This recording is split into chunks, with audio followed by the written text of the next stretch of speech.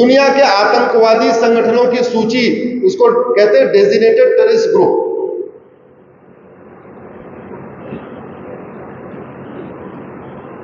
नाम देखिए, अब्दुल्ला आजम ब्रिगेड, अबू सयाफ। मैं ये उन आतंकवादी संगठन रहा हूं जिनको पूरी दुनिया की सरकारों ने बैन किया है, जो यूएन की लिस्ट में है। Abu Sayyaf, Aden Islamic Army, Al Haramain Foundation, Al Ittihad, अल मोरविन, Al Nusra, Al Qaeda, Ansar al Sharia, Ansar al Islam, Ansar Dine, Arm Islamic Group, League of Partition, Boko Haram, Egyptian Islamic Jihad, Haqqani Network, Harkatul Jihad, Harkatul Mujahideen, Harakat Sham Islam, Jamiatul Ansar, Tehreek Union, Islamic Movement of Uzbekistan, Islamic State of Sahara, Islamic State of Iraq, Islamic State of Africa, जैसे मोहम्मद, जैसल मुजाहिरीन, जमा असरत दौला, जमा असरू, जमा नुसुर, जमातुल अहराम, जमात जुंदल अक्सा, जुंदल खलीफा, Lashkar Taiba, Lashkar Jhangvi, Libyan Islamic Group, Morocco Movement for Jihad, Mujahideen Indonesia, Tehreek Taliban, Turkmenistan Islamic Party. आखिर पूरी दुनिया के आतंकवादी संगठन कुछ एक ही जैसे नाम वाले क्यों हैं? पूरी दुनिया में सनातनी रहते हैं। आपने कभी सनातनियों को पत्थरबाजी करते देखा क्या? अमेरिका में रहते हैं, कनाडा में रहते हैं, पूरे यूरोप में रहते हैं। यूरोप का कोई ऐसा देश नहीं जहां हिंदू नहीं रहते। अमेरिका के हर शहर में रहते हैं। कभी पत्थरबाजी किया क्या? कभी आतंकवादी कोई संगठन बनाया क्या? क्यों? इसलिए कह रहा हूं, सनातन केवल भारत में नहीं, सनातन को पूरे विश्व में फैलाने की जरूरत है। अगर इस पृथ्वी को बचाना है, अगर इस पृथ्वी को बचाना है तो पूरी दुनिया को सनातन अपनाना पड़ेगा, नहीं तो दुनिया बचेगी नहीं। आतंकवाद ऐसे बढ़ता जाएगा, रोज बम धमाके होते जाएंगे। सनातन शांति सिखाता है, सनातन समृद्धि सिखाता है, सनातन समावेशी है, सबलता सिखाता है। सनातन कभी आक्रमण नहीं सिखाता और सनातन कभी नफरत नहीं सिखाता। सनातन कभी ये नहीं कहता कि आप चिल्ला चिल्ला के बोलो केवल मेरे राम ही पूजनीय है, राम के अलावा कोई पूजा करने लायक है। आप कभी बोलते हो क्या? जोर से बोलिए। कभी कोई जैन कहता है क्या कि मेरे भगवान महावीर ही पूजा के लायक है, दूसरा कोई पूजा के लायक नहीं? कभी कोई बौद्ध कहता है क्या केवल मेरे गौतम बुद्ध ही पूजा के लायक, दूसरा कोई नहीं? कोई शैव कभी नहीं कहता केवल शंकर जी ही पूजा के लायक है, दूसरा कोई पूजा के लायक नहीं? कोई कभी नहीं बोलता केवल विष्णु पूजा के लायक, कोई पूजा के लायक नहीं? कभी देवी के ऊपर केवल जी पूजा के लायक है। लेकिन दुनिया में कुछ रिलीजन ऐसे हैं जो कहते हैं कि जिसकी मैं इबादत करता हूं केवल यही इबादत के लायक है, दूसरा और कोई इबादत के लायक। और मुझे तो आश्चर्य होता है, एक आध दो मैंने नेताओं को देखा कि जब वो आवाज आती है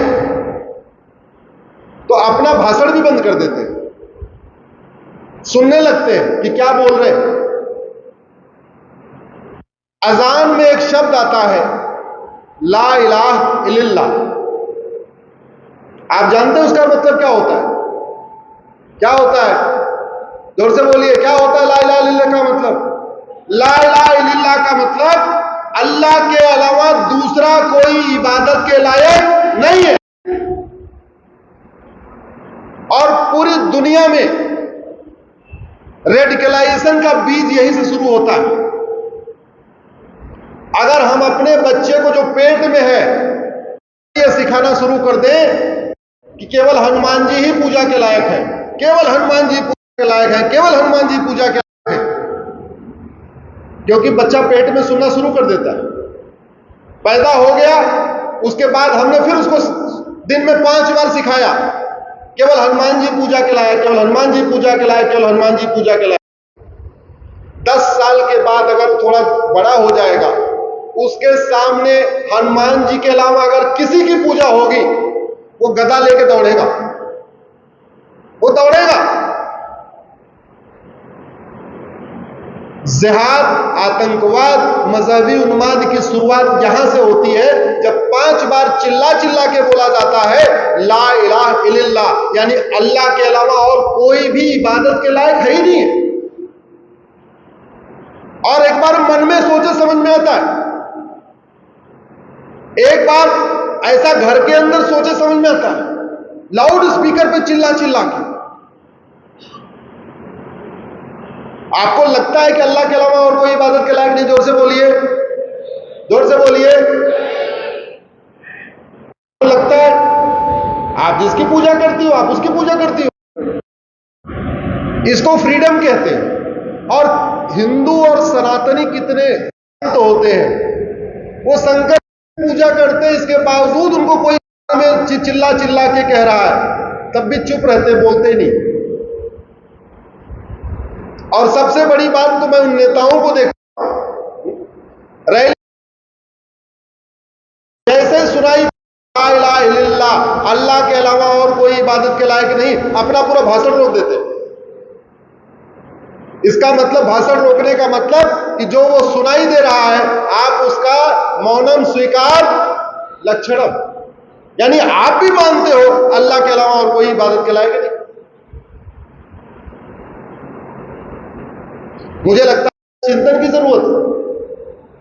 और अगर राजस्थान में इसका चिंतन नहीं होगा,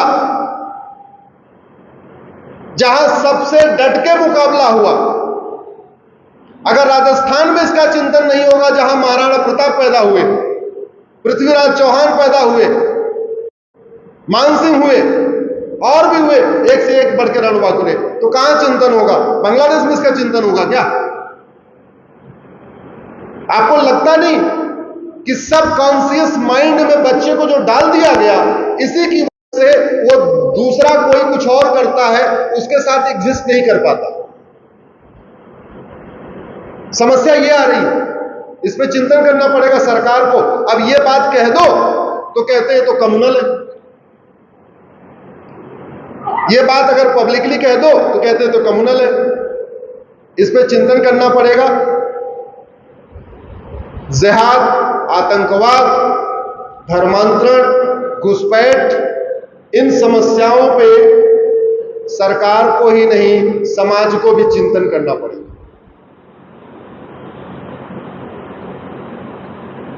मैं धन्यवाद देना चाहूंगा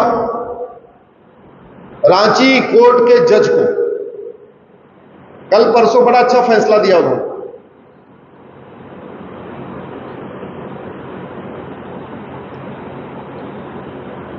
जो यहां आक्रांता आए थे वो केवल लूटने आए थे क्या? जोर से बोलिए जरा, केवल सोना चांदी लूटने आए थे क्या? अगर सोना चांदी लूटना था तो जैसे उनका कब्जा हो गया आराम से राज करते रहते। सोना चांदी लूटना था तो मंदिर में से लूट लेते, घर में से लूट लेते, मंदिर क्यों तोड़ते? अगर सोना चांदी लूटना था तो रोज 1 कुंटल जनेऊ क्यों निकलवाते थे? इसका मतलब उनका लक्ष्य क्या था? क्या करना था? जोर से बोलिए जरा। धर्मांतरण कराना उनका लक्ष्य था, भारत की डेमोग्राफी बदलना उनका लक्ष्य था। धर्मांतरण रुक गया क्या? जोर से बोलिए। आपके राजस्थान में धर्मांतरण रुका क्या? ईमानदारी से बताइए, आपके राजस्थान में धर्मांतरण हो रहा है कि नहीं? आपके धर्मांतरण राजस्थान में घुसपैठिए आ रहे हैं कि नहीं आ रहे? आपके धर्मांतरण की डेमोग्राफी बदल रही है कि नहीं? मैं आंकड़े लेके आया हूं, जो बात कहता हूं आंकड़ों के साथ कहता हूं, क्योंकि हमारे वीडियो हाई कोर्ट के जज, सुप्रीम कोर्ट के जजेस तक जाते हैं, इसलिए जो बात कहता हूं आंकड़ों के साथ कहता हूं।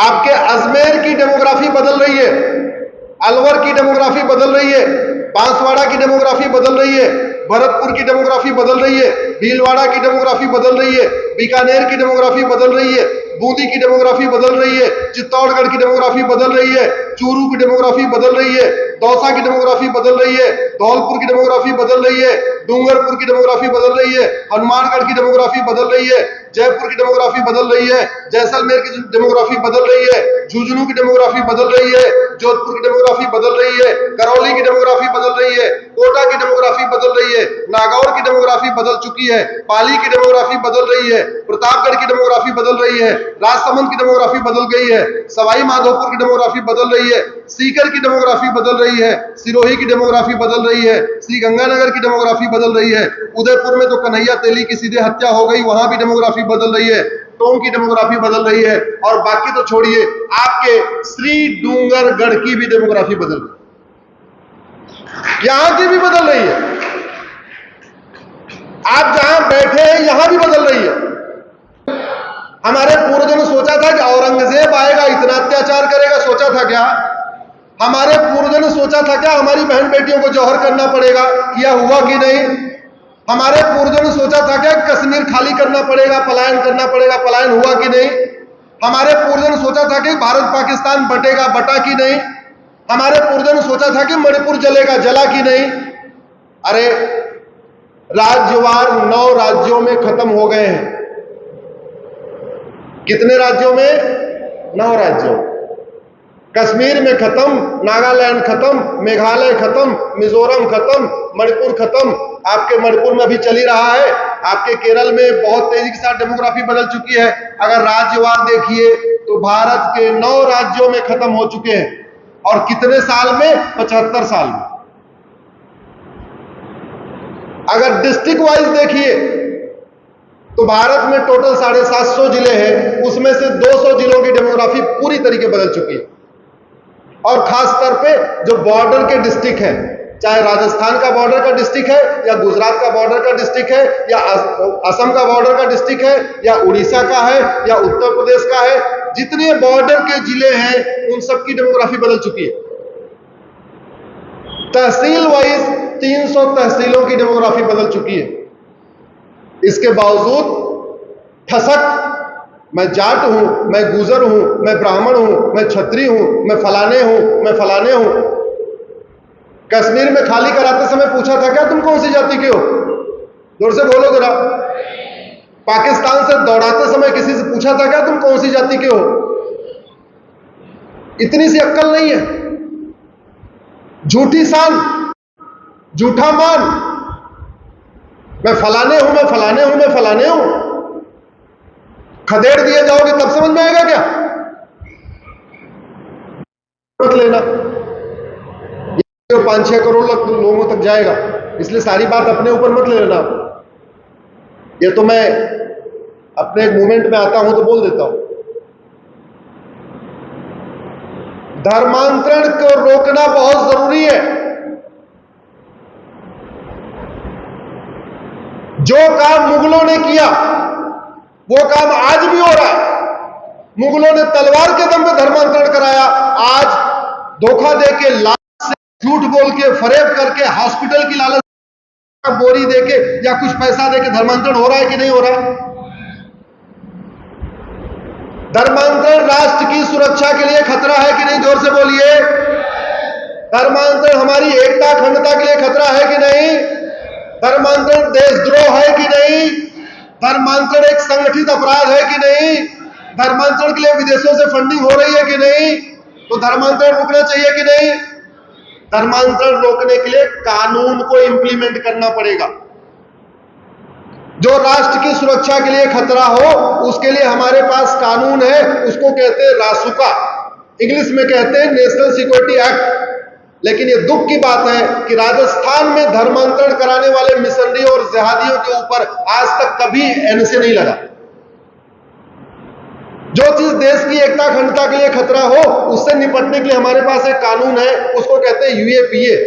लेकिन दुख की बात, पिछले 5 साल में खूब जम के धर्मांतरण हो रहा है, उसके पहले भी धर्मांतरण हुआ, लेकिन सरकार ने किसी भी मिशनरी के खिलाफ या जिहादी के खिलाफ यूएपीए नहीं लगाया। धर्मांतरण एक ऑर्गेनाइज्ड क्राइम है। एक व्यक्ति धर्मांतरण नहीं कराता, एक संगठन होता है, एक संगठित अपराध है। कोई पैसा देता है, कोई स्थान देता है, कोई लिटरेचर देता है, कोई बाइक देता है, सब कई सारे मिलकर काम करते हैं। संगठित अपराध से निपटने के लिए हमारे पास एक कानून है, गैंगस्टर एक्ट। लेकिन राजस्थान में आज तक कभी भी धर्मांतरण कराने वाले मिशनरियों और जिहादियों के खिलाफ गैंगस्टर एक्ट नहीं लगाया गया। राजस्थान के सभी जिलों की डेमोग्राफी बदल रही है, और आप जिस तहसील में बैठे हुए हैं, आपके तहसील की भी डेमोग्राफी बदल रही है। मैं एक एक घटना पे नहीं जाऊंगा। कुछ दिन पहले आपके यहां क्या हुआ था मुझे भी पता है। धर्मांतरण देशद्रोह है कि नहीं? जोर से बोलिए। राजस्थान की सरकार ने किसी धर्मांतरण कराने वाले मिशनरी और जिहादी के खिलाफ देशद्रोह लगाया क्या? धर्मांतरण कराने वाले किसी मिशनरी और जिहादी के घर पे बुलडोजर चलाया क्या? धर्मांतरण कराने वाले किसी मिशनरी और जिहादी के खिलाफ वेजिंग वॉर की धारा लगाई क्या? ना एनएसए लगाते हैं, ना यूएपीए लगाते हैं, ना वेजिंग वॉर लगाते हैं, ना गैंगस्टर लगाते हैं, ना प्रॉपर्टी जब्त करते हैं, ना घर पे बुलडोजर चलाते हैं। तो भैया धर्मांतरण नहीं रुकेगा। आप ऐसे संगठन बना लीजिए, 1000 संगठन खड़ा कर लीजिए, सठे साठ्यम समाचरित। धर्मांतरण को रोकना आरएसएस, बीजेपी, विश्व हिंदू परिषद या बजरंग दल का काम नहीं है। वो करते हैं, ये बहुत अच्छी बात है, बधाई के पात्र है। धर्मांतरण रोकना सरकार की ड्यूटी है। अगर किसी बगीचे में कोई बबूल का पेड़ पैदा हो जाए, आम के बगीचे में बबूल का पेड़ आ जाए, बबूल को पेड़ के उखाड़ने की ड्यूटी किसकी है? जोर से बोलिए।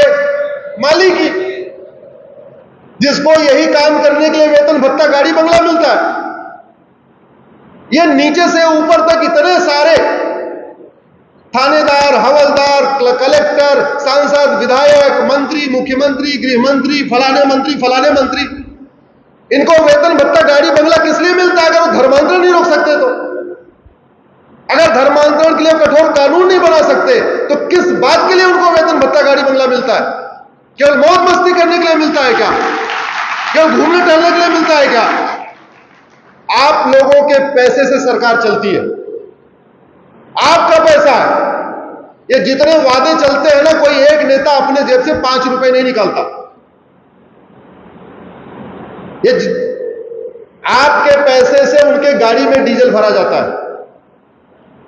सांसदों, विधायकों, मुख्यमंत्री, प्रधान, सबकी जो कार खरीदवाने वाले आप, डीजल भरवाने वाले आप, उनके पीछे सिक्योरिटी का लाव लश्कर चलता है, उसकी तनख्वाह देने वाले आप, उनके यहां जो माली है, जो बागवान है, जो खाना बनाने वाला, सबका वेतन भत्ता देने वाले आप एक बार ये नहीं कह सकते धर्मांतरण करने वालों पे एनएसए लगाओ, यूएपीए लगाओ, वेजिंग वॉर लगाओ, गैंगस्टर लगाओ, इनका बुलडोजर गिराओ।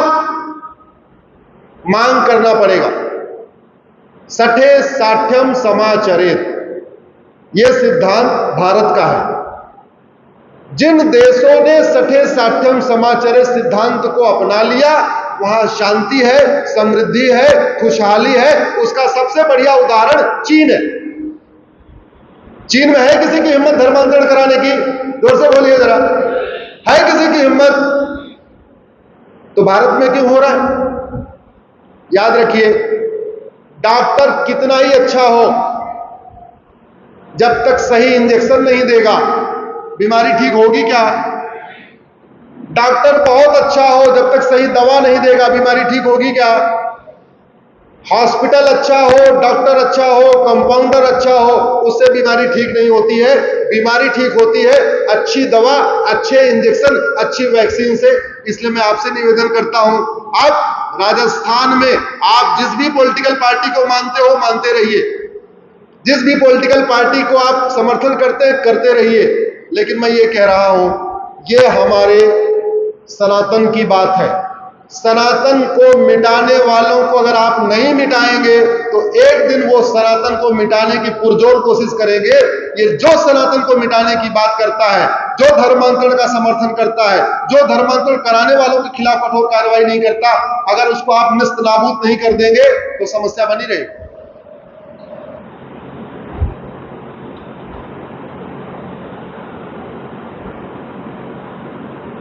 भारत माता की, भारत माता की। 9 बज चुके हैं, टाइम ओवर। बात खत्म किया जाए? जोर से बोलिए जरा, जोर से बोलिए। थोड़ी देर और।